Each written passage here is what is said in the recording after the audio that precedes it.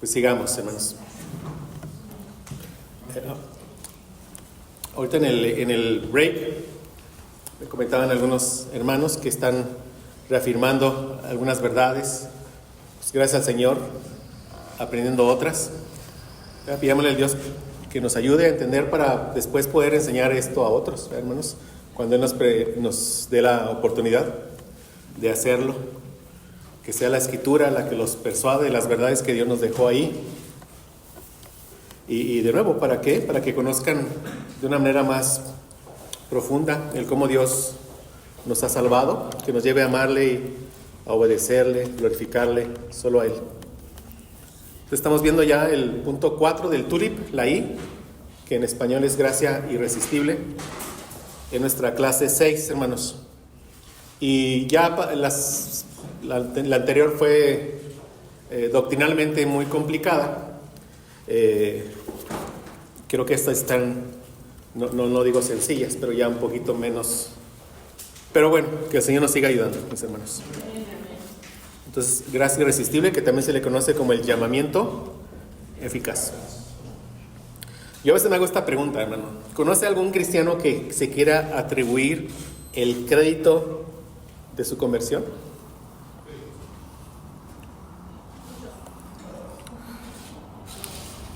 Yo en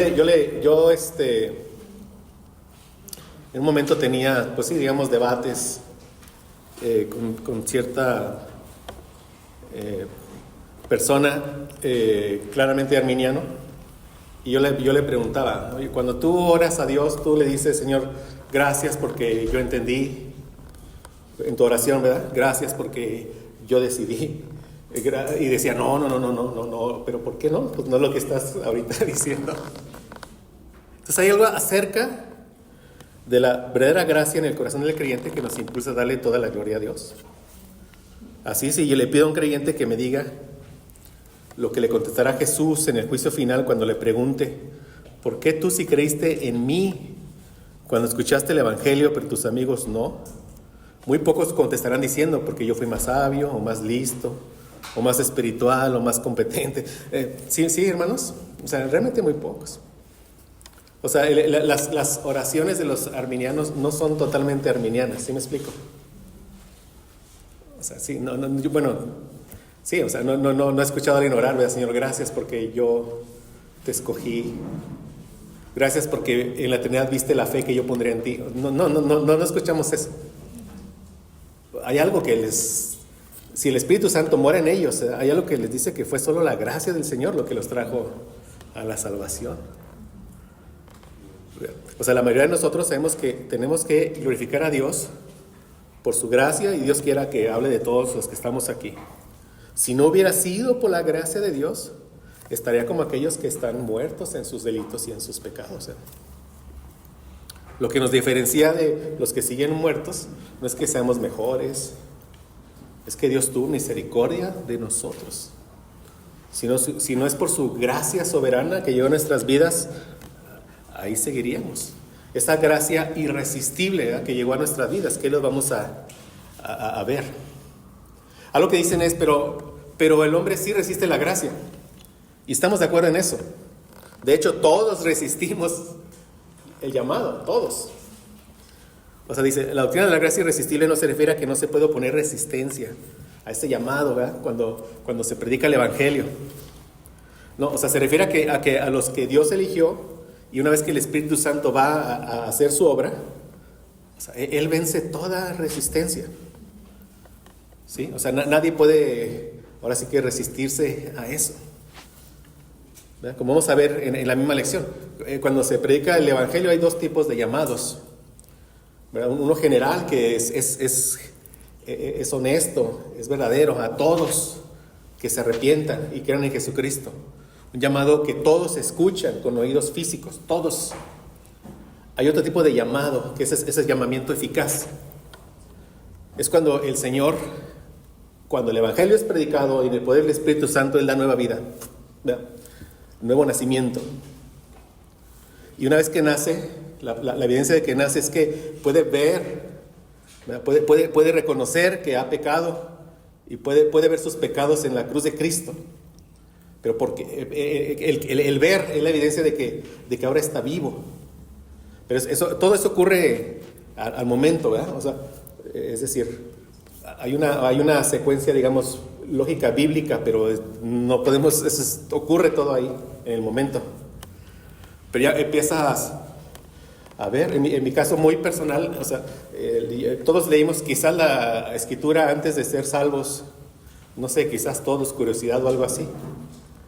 Yo recuerdo bien, leía y no podía entender prácticamente nada. Le doy gloria al Señor que el día que me alcanza, abrí Mateo, o sea, me acuerdo bien y entendía tantas cosas, y no solo eso, sino tenían sentido, ¿verdad?, para mí. O sea, me maravillaba de ver esas cosas y decía, ¿cómo es posible?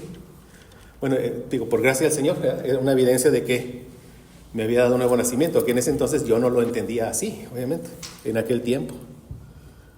Pero el punto es que en ese llamado general, pues ¿cuántos salen sin hacer caso al llamado? Se les hace un llamado honesto, pero que ellos dicen no. O sea, más bien es la gracia irresistible que vence, ¿verdad?, esa oposición en nosotros natural. Él nos da todo lo necesario para que podamos creer en Él. Eso se refiere. Y vemos, por ejemplo, en Hechos 7:51, Esteban le dice a los líderes judíos: vosotros que sois duros de cerviz e incircuncisos de corazón y de oídos, resistís siempre al Espíritu Santo. Esa era nuestra situación. O sea, es decir, ellos dicen, no, pero la gracia es resistible. Es resistible. Okay. En ese sentido podemos decirle, sí, estamos de acuerdo. Entonces, yo estaba así, todos estábamos así. En ese sentido, ¿sí me explico? Y dice, de nuevo, vosotros que sois duros de cerviz e incircuncisos de corazón, ¿ven? Incircuncisos de corazón y de oídos, resistís siempre al Espíritu Santo, como hicieron vuestros padres, así también hacéis vosotros. De hecho, toda la historia de Israel en el Antiguo Testamento es una crónica extensa de esta resistencia del hombre a los mandamientos y las promesas de Dios, como lo dice Pablo en Romanos 10:21. Pero acerca de Israel, todo el día extendí mis manos a un pueblo rebelde y contradictor. O sea, esa resistencia no contradice al Dios soberano. Dios la decreta y la vence cada vez que Él elige hacerlo. La doctrina de la gracia irresistible hace referencia a que Dios es soberano y puede conquistar toda resistencia cuando Él quiere. Él es soberano. Nuestro Dios está en los cielos, Él hace lo que le place. Cuando Dios se compromete a cumplir su propósito soberano, nadie lo puede resistir. Yo sé que tú puedes hacer todas las cosas y que ningún propósito tuyo puede ser estorbado. Ninguno.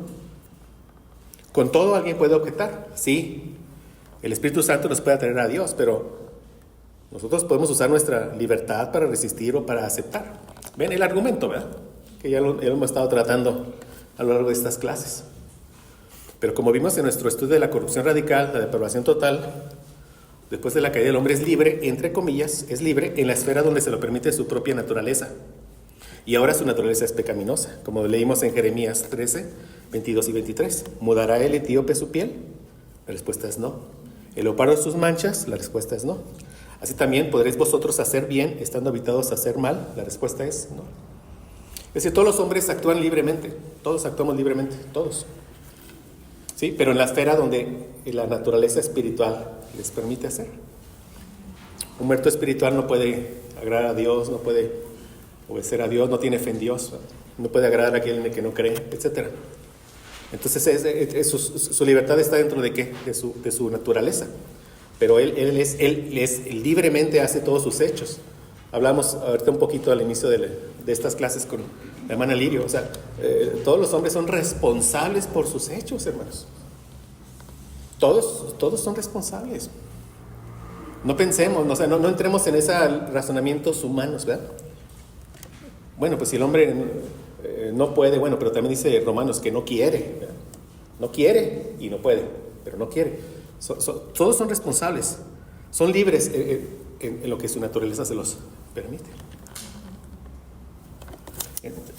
Pero como hemos visto, cada una de las doctrinas de la gracia es como un pilar que se sostiene a sí mismo por la palabra de Dios. Entonces vamos a considerar lo que dicen las Escrituras. A menos que el Padre atraiga. En Juan 6:44 Jesús dice: ninguno puede venir a mí si el Padre que me envió no le trajere, y yo le resucitaré en el día postrero.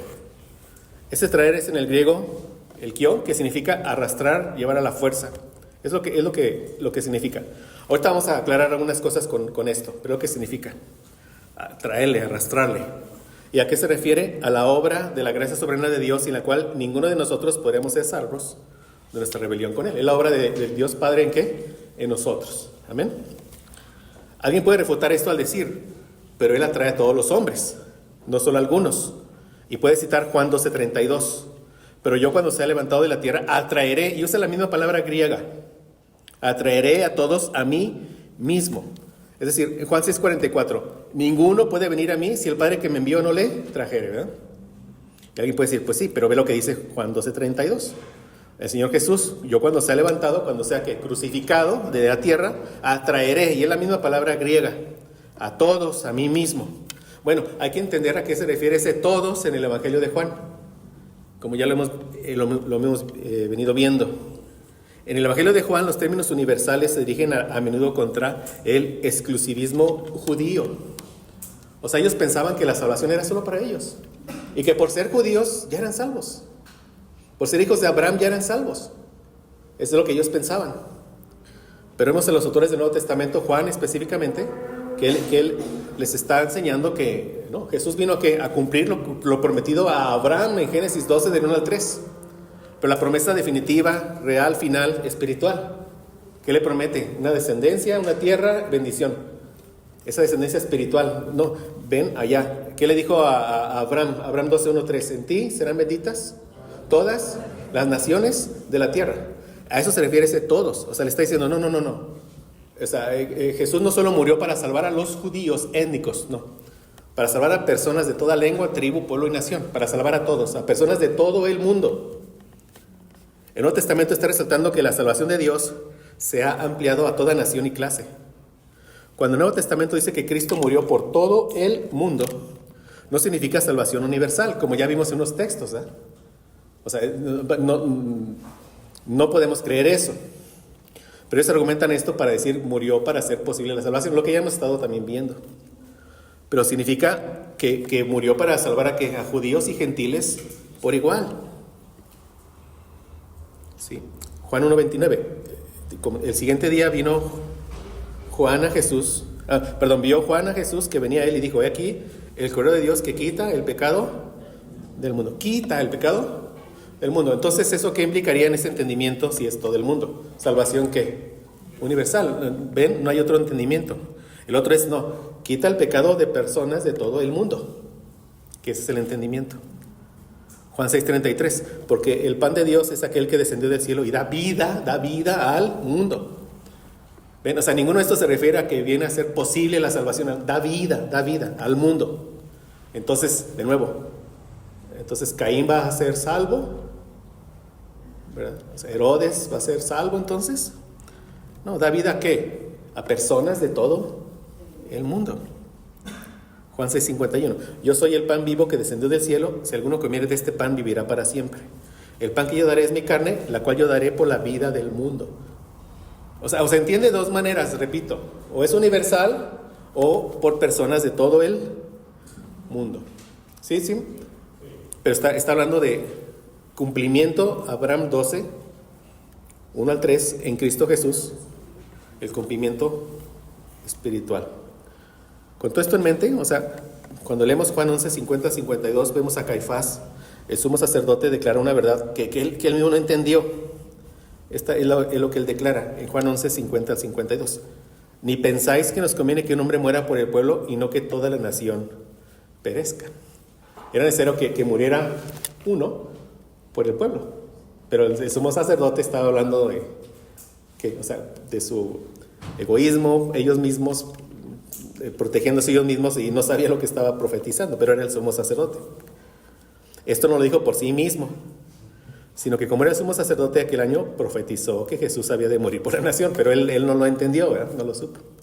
Y no solamente por la nación, y se agrega, sino también para congregar en uno, ven, a los hijos de Dios que estaban dispersos. Aquí está dando la respuesta a todo el mundo. ¿Sí, hermanos? O sea, no solamente por la nación, sino para congregar en uno a todos los hijos de Dios que están dispersos por todo el mundo. ¿Pero qué dice? Los hijos de Dios. Estas últimas palabras describen el alcance de la muerte de Jesús, tal como Juan la presenta en su evangelio. Jesús murió no solo por un grupo étnico, sino por los hijos de Dios que estaban dispersos, para congregarlos y unificarlos, por todos ellos. ¿Por qué estamos viendo todo esto? Por lo que dice acá: ninguno puede venir a mí si el Padre que me envió no le trajere. ¿Cierto? Le trajere, hace alusión a eso, a esa gracia irresistible, ese llamado irresistible, ese llamamiento eficaz.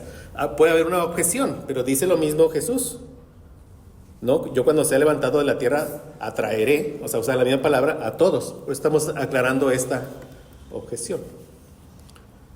Pero ven, está muy relacionada con lo que acabamos de ver en la clase pasada, porque así están las doctrinas, muy relacionadas, porque vienen de la Biblia.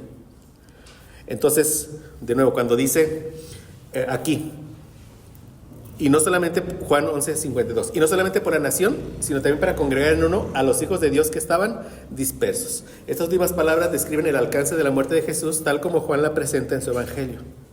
Jesús murió no solo por un grupo étnico, sino por los hijos de Dios que estaban dispersos, para congregarlos y unificarlos, por todos ellos.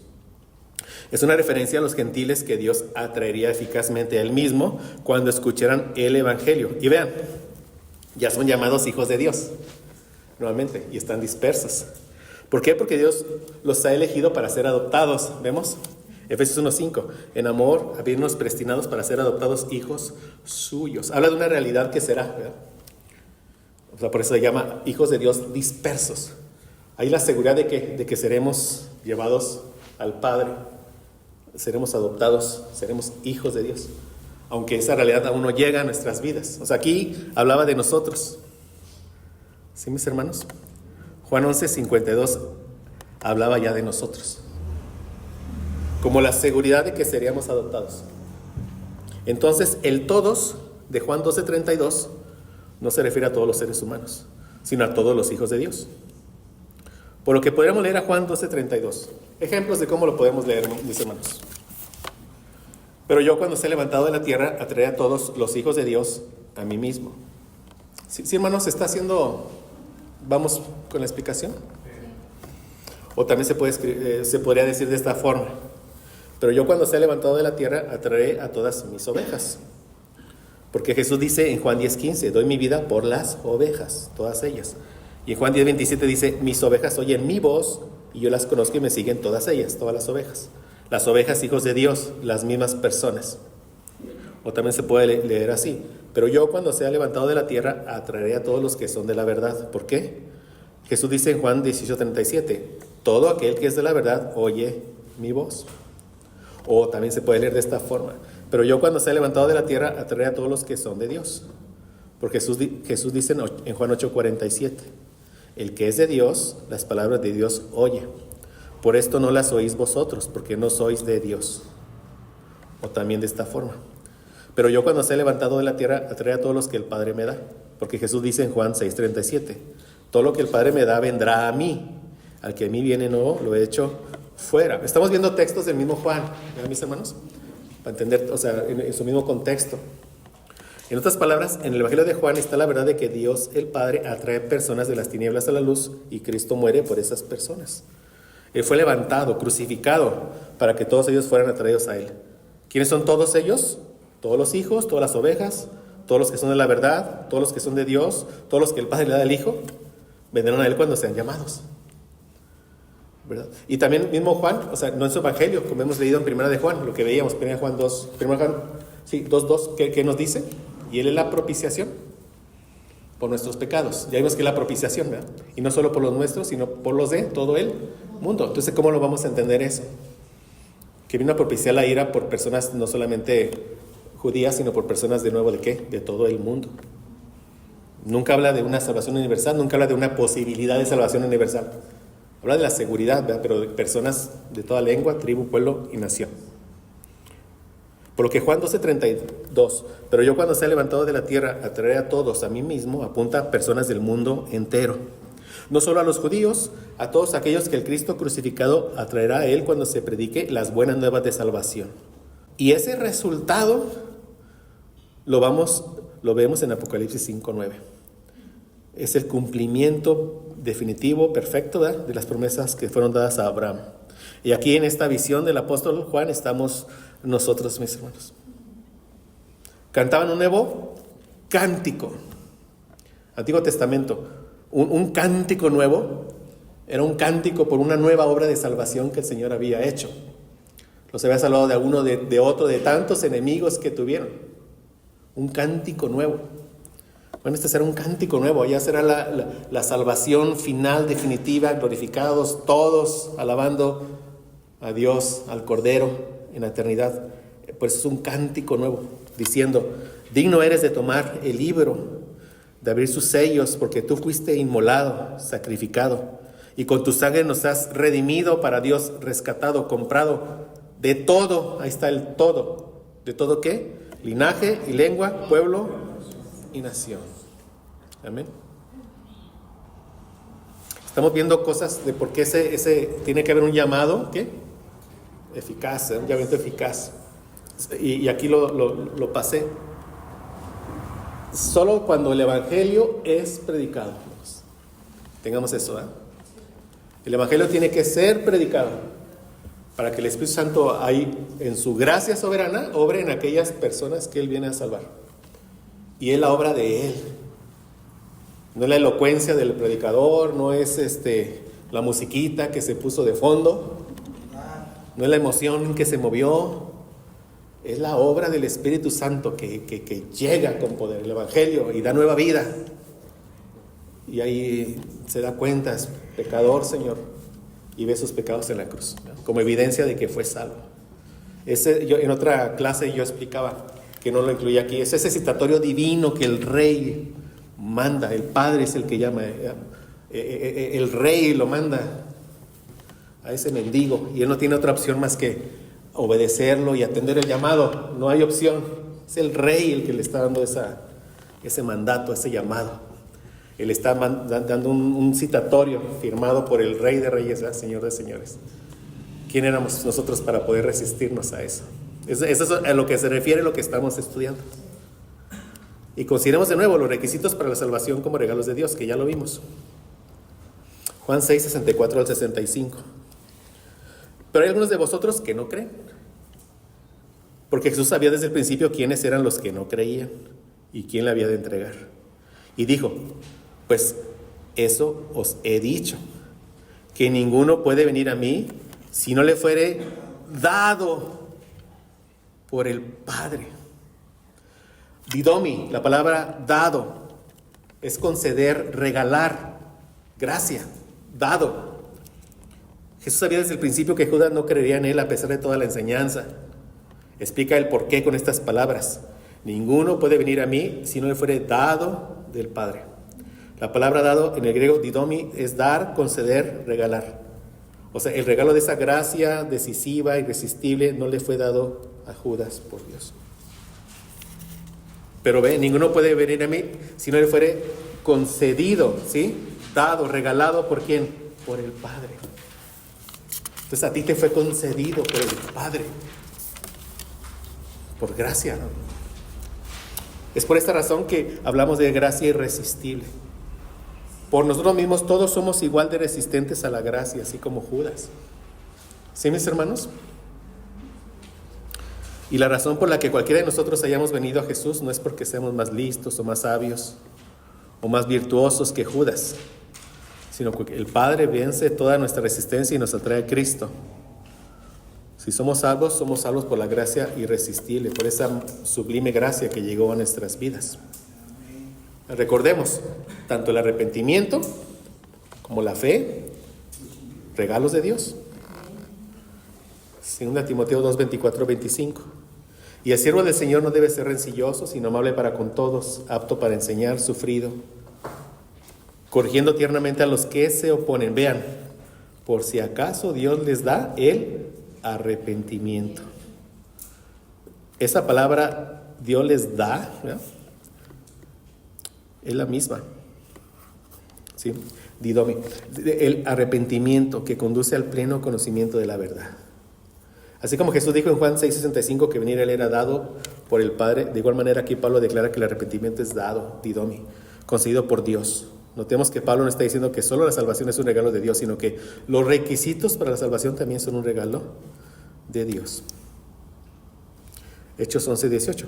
Y al oír esto se calmaron y glorificaron a Dios diciendo, así que también a los gentiles ha concedido Dios el arrepentimiento que conduce a la vida. Es la obra soberana del Señor, ¿verdad, mis hermanos? Cuando una persona escucha a un predicador clamar, arrepiéntete y ve a Cristo, él puede decidir no atender ese llamado. Él puede ser desobediente y decir, no me arrepiento. Hay personas que me han dicho, espera, ahorita estoy muy mal en mi vida, así pongo orden en mi vida y después voy a la iglesia. No sé si ustedes se lo han dicho. Bueno, es que por eso, porque es un desorden en tu vida, ven a la iglesia. O otra cosa, no, todavía no es mi tiempo, ¿no? O sea, lo que sea. Pero ellos están decidiendo, de nuevo, son responsables, ¿verdad? Pero si Dios les da el arrepentimiento, entonces no se puede resistir a la gracia. El regalo, esto suena redundante, pero el regalo del arrepentimiento es vencer la resistencia al arrepentimiento. Es por eso que esta obra de Dios es conocida como la gracia irresistible. Así como todos llegamos al arrepentimiento. Miles de personas genuinamente arrepentidas no saben esto. ¿Sí, verdad, mis hermanos? O sea, yo de nuevo puedo decir por la gracia del Señor, Él me salvó, pero yo desconocía todas estas verdades. Y el Señor después nos las enseña y gracias a Dios por eso. Entonces, de nuevo, tengamos cuidado con lo que comentaba, ¿verdad? Tenemos hermanos, hay que nos ayude a amar a nuestros hermanos. Pueden tener creencias distintas, pero si sus frutos los conoceréis, son hermanos, amémoslos. Y cuando sea la oportunidad y nos lo permita el Señor, llevémoslos a que conozcan estas verdades para que le den la gloria a su Redentor, ¿verdad? Entonces, miles de personas genuinamente arrepentidas no saben esto. Se les han enseñado doctrinas equivocadas acerca de cómo se convirtieron. Y por lo tanto, vean, este es el punto. Están limitadas en su amor y en su adoración a Dios. ¿Sí o no? O sea, nosotros somos evidencia de eso, nosotros mismos. Si tú has sido una de ellas y has entendido 2 Timoteo 2:25, ¿y qué dice 2 Timoteo 2:25, hermanos? Acá, por si acaso Dios les da el arrepentimiento que conduce al pleno conocimiento de la verdad. Gracias al Señor, ¿verdad? Que nos dio el arrepentimiento. Entonces, que eso nos llene de gozo a nosotros, ¿verdad? De amor, agradecimiento, ¿verdad? Por el arrepentimiento, porque es un regalo, esto es redundante, gratuito de la gracia. Es un regalo gratuito de Dios. Esto manifiesta que Él te ama de una manera más profunda de la que tú pensabas. Llamamiento eficaz. La gracia irresistible es congruente con una forma de predicar y compartir el evangelio a todas las personas. Porque Dios usa el ministerio de la palabra y el poder de su espíritu para llevar a cabo sus cambios sobrenaturales en el corazón de la gente. Estos cambios dan lugar al arrepentimiento y a la fe. Vean. Primero los Corintios 1, 23 y 24. Pero nosotros predicamos a Cristo crucificado. Ahí está un llamado general. Predicamos a Cristo. ¿A quién? A todas las personas. ¿Sí? Predicamos a Cristo crucificado. Para los judíos ciertamente tropezadero y para los gentiles locura. Una vez a una gente de seguros, igual, un desayuno le estaba compartiendo el evangelio. Y llegamos al punto de decirle, bueno, el Hijo de Dios se encarnó y murió en la cruz. Me dice, espérame, detente ahí. Le digo, sí, me dice. ¿Me está diciendo que Dios mismo se encarna y muere? Sí. No puedo creer eso. No puedo creer eso. O sea, no dijo locura, pero se le hizo. No puedo creer eso. Y le digo, mira, ve este texto. Y lo lee y dice, como sea, no puedo creer eso. Hay un llamado general, hay otro tipo de llamado. Vean, mis hermanos. 1 Corintios 1, 23, 24 de nuevo. Pero nosotros predicamos a Cristo crucificado, llamado general. Los judíos ciertamente tropezadero. ¿Por qué tropezadero? Maldito el colgado de madero. ¿Cómo puedes decir que así dicen ellos, obviamente, ¿verdad? que fue maldito nos viene a salvar? Bueno, sí, porque es nuestra maldición la que estaba llevando. Ellos no lo pueden ver, tropezadero. A los gentiles locura. ¿Por qué? Porque en su contexto, el peor, ¿verdad? El digno de muerte, el asesino, el sedicioso, era el que merecía la muerte de cruz. Decía, ¿cómo? Si a los gentiles, esos romanos, griegos, pues ¿cómo? Está colgado porque lo merece seguramente, por sus sediciones algo hizo. ¿Cómo me dices que Él es el Salvador del mundo? O sea, locura en el contexto de este texto. Más para los llamados, ese es el llamamiento eficaz. Ese llamado que hace el Padre. Así judíos como griegos.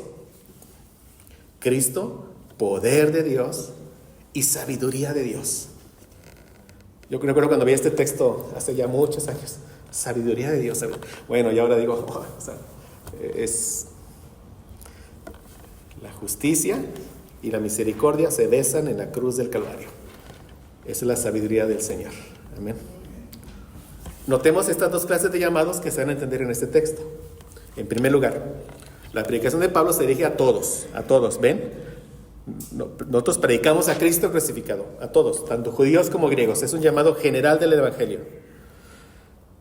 La salvación se ofrece a todos de una manera imparcial, indiscriminada, a todos. Todo aquel que crea en el Cristo crucificado tendrá a Cristo como Salvador y Señor.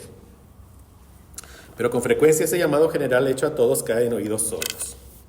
En segundo lugar, nota que Pablo hace referencia a otro tipo de llamado. Él dice que entre los que escuchan, tanto judíos como griegos, hay algunos que, además de escuchar el llamado general, o sea, con oídos físicos, son llamados de otra manera. Más para los llamados, así judíos como griegos, Cristo, poder de Dios y sabiduría de Dios. En otras palabras, son llamados de tal manera que ellos ya no contemplan la cruz como locura, ni como tropezadero, ¿verdad? Sino como la sabiduría y el poder de Dios. Algo pasó en sus corazones que cambió la manera en que veían a Cristo. Eso no es el llamado general de Dios, sino el llamado eficaz de Dios. Es decir, en ese llamado general el Señor ahí da la gracia, ¿no?, del nuevo nacimiento. Ahí viene la regeneración, ese cambio de corazón. Esa es una obra, es un milagro de Dios, una obra sobrenatural que Él obra en nuestras vidas. Por eso equipararlo al llamado que Cristo le hizo a Lázaro no está fuera de lo que realmente pasó en nuestras vidas. Lázaro estaba, ¿qué? Muerto. Nosotros, ¿cómo estábamos? Muertos. ¿Verdad? ¿Qué hizo Lázaro? Escuchó y luego decidió, ¿saldré o no saldré de la tumba? No salgo, aquí me quedo. ¿Ven, hermanos? O sea, es igual en lo espiritual. Ese es el punto, ¿eh? Es igual. Esto es como llamado con voz fuerte que Jesús dirigió a Lázaro, ordenándole que saliera de la tumba. Dice el predicador Miguel Núñez, dice, qué bueno que dijo Lázaro. Si no, dice, ahí todos los muertos se hubieran levantado y hubieran salido todas sus tumbas. Eso lo escuché, así fue Miguel Núñez el que dijo. Que uno dijo, Lázaro, ven fuera. Pero ¿qué nos hace ver esto? Es un llamado, sí, eficaz, pero a ti te llamó Dios por tu nombre, a ti. Qué increíble, ¿verdad? Jorge, ven fuera. ¿Y Jorge qué? Salió de la tumba, amén, ¿verdad? Vivo y vio a su Redentor. Lázaro sale de la tumba y ¿a quién ve primero? A Cristo. A ti te dijo eso el Señor Jesús. El Padre te dijo, pon tu nombre ahí, ven fuera. Y el hombre muerto salió. Ese es el llamamiento eficaz. Miren, esta clase de llamado crea lo que exige. ¿Ven? Si se vive, crea que vida. Si se arrepiéntete, crea que arrepentimiento. Si se cree, crea fe. Sígueme, crea que obediencia. ¿Ven? Ese tipo de llamado. O sea, es la gracia del Señor. Nos da todo. Todo esto estamos hablando de que Ezequiel 36, 26, 27, Jeremías 31, 33, 34. Toda la obra del Señor. Todo lo hace Él. ¿Ven? Haré que andéis en mis estatutos y los pongáis por obra. ¿Por qué? Porque te daré un nuevo corazón. Escribiré mi ley en tu corazón. O sea, yo haré que tú me obedezcas.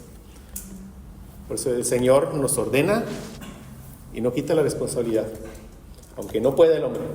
Pero el Señor lo que nos ordena, al que Él ama, le da todo lo que necesita para que le pueda obedecer. Amén. Con esto vemos que la gracia irresistible no quiere decir, y esto es importante que lo entendamos, pero explicarme, que Dios nos obliga a arrepentirnos o a creer o a seguir a Jesús en contra de nuestra voluntad. Es decir, el día de hoy, si usted está en Cristo, usted sigue a Cristo porque quiere seguir a Cristo o en contra de su voluntad sigue a Cristo el día de hoy. Porque quiere seguir a Cristo.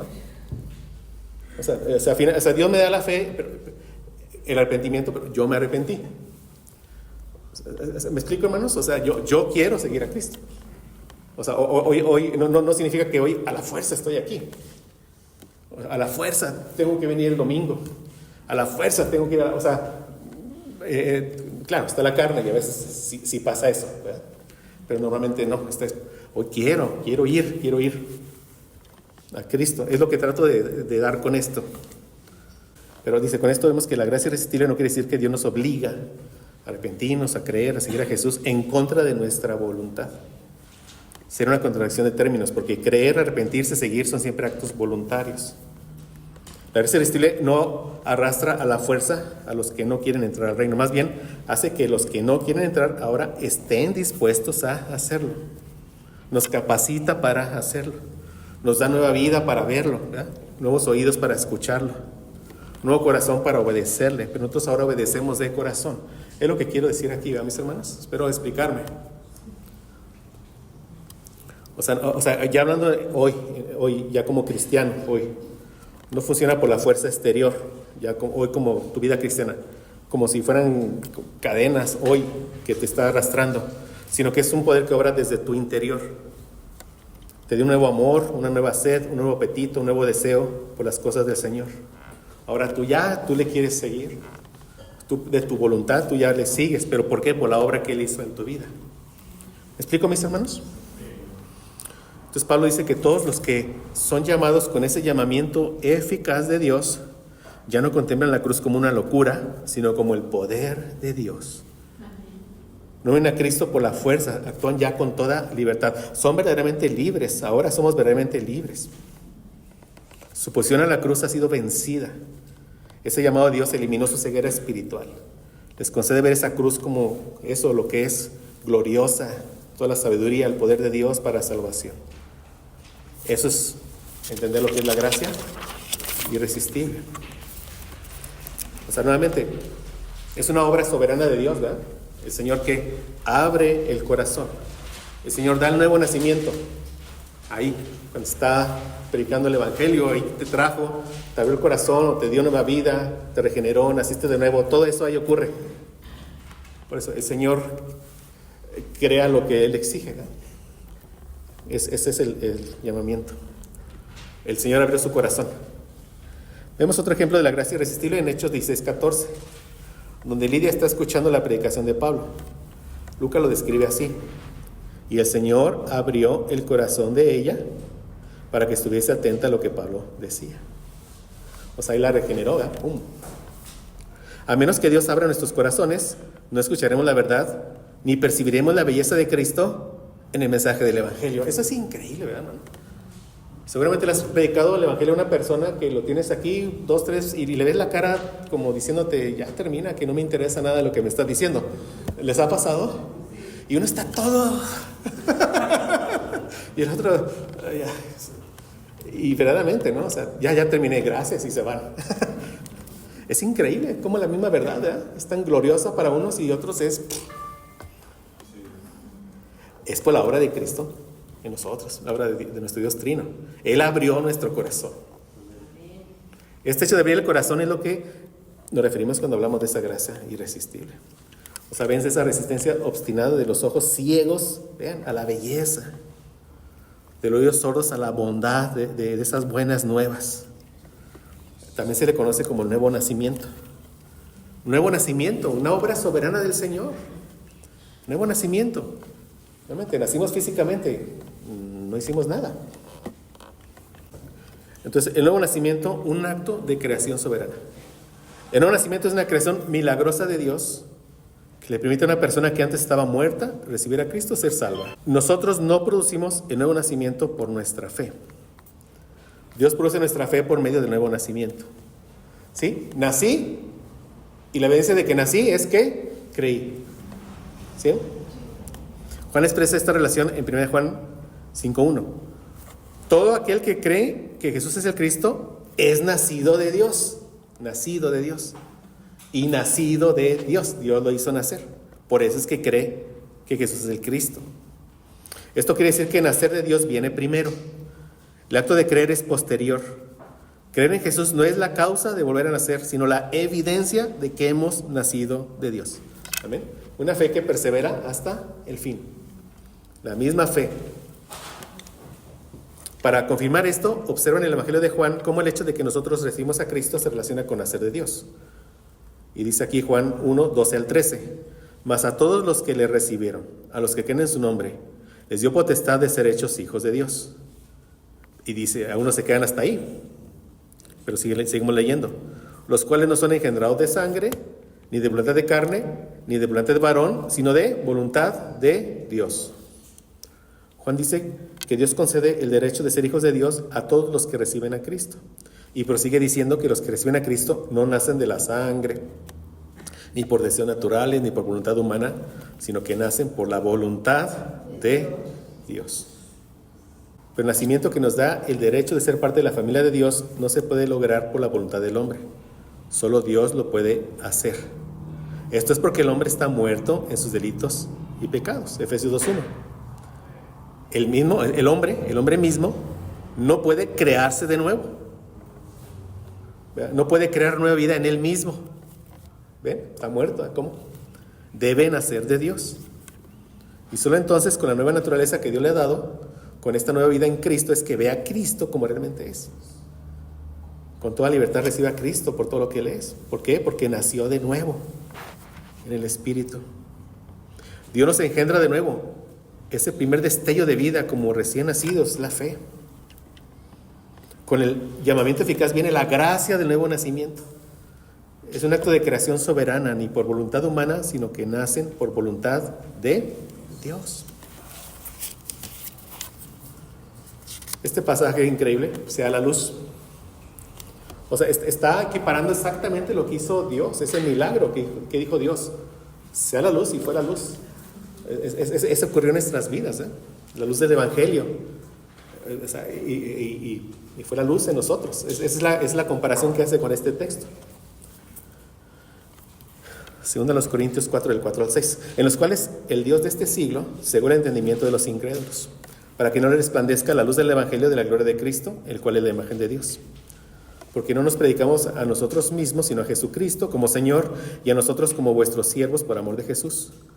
Porque Dios, y aquí hace referencia al Génesis, que mandó que de las tinieblas resplandeciese la luz, es el que resplandeció en nuestros corazones, para iluminación del conocimiento de la gloria de Dios en la faz de Jesucristo. Un verdadero milagro ocurrió en nosotros. Ya que los hombres están ciegos y no pueden apreciar el valor de Cristo, se necesita un milagro para que lleguen a ver y creer. Pablo equipara este milagro con el primer día de la creación, cuando dijo Dios, sé la luz, y fue la luz. Una de las declaraciones más maravillosas de cómo todos nosotros fuimos llevados de la ceguera a la vista, de la esclavitud a la libertad, de la muerte a la vida, de las tinieblas a la luz, es que Dios hizo brillar su luz en nuestro corazón para que conociéramos la gloria de Dios que resplandece en el rostro de Cristo. Amén. Entonces, esta luz espiritual es la que brilla en nuestros corazones. Y esa luz fue la luz del glorioso Evangelio de Cristo, el cual es la imagen de Dios. De nuevo, en otras palabras, Dios por medio de su Espíritu Santo hace que la gloria de Cristo, su verdad, su belleza sea vista y disfrutada en nuestros corazones. A partir de ese momento, nuestra voluntad hacia Cristo se transforma por completo. Esta es la nueva creación, el nuevo nacimiento. ¿Sí? Este es en esencia el mismo acto divino del llamamiento eficaz que vimos en 1 Corintios 1:24. Los ojos de los que han sido llamados son abiertos por el poder soberano y creativo de Dios, para que ya no vean la cruz como una locura, sino como el poder y la sabiduría de Dios. Este llamamiento eficaz produce el milagro en nosotros para que podamos ver. Nuestra ceguera espiritual ha sido quitada. Dios hace que la gloria de Cristo brille, una belleza irresistible. Pues gracias al Señor, ¿verdad? En su soberanía Él venció toda nuestra resistencia, Él nos atrajo a Él mismo, nos dio el arrepentimiento, hizo que naciéramos de nuevo, nos dio la fe para ver a Cristo, Él brilló en nuestros corazones.